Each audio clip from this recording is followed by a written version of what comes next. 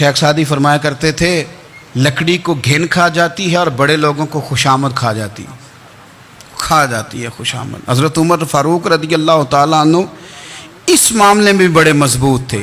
ویسے مجھے اور آپ کو اچھا کون لگتا ہے؟ ہماری غلطیاں بتانے والا؟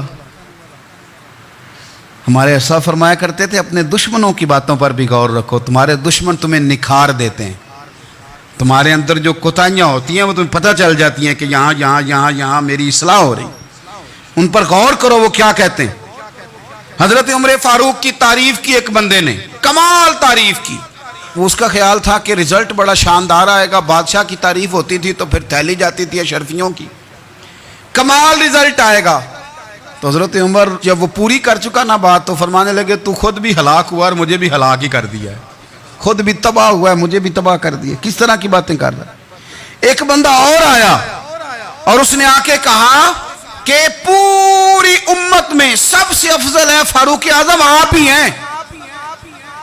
تو حضرت عمر فاروق فرمانے لگے تجھے تیری ماں روئے، ابو بکر تجھ سے بھی افضل تھے، تیرے باپ سے بھی افضل تھے، اور صدیق اکبر مجھ سے بھی افضل ہے اور میرے باپ سے بھی افضل ہے۔ یہ تو کس طرح کی بات کر رہا ہے؟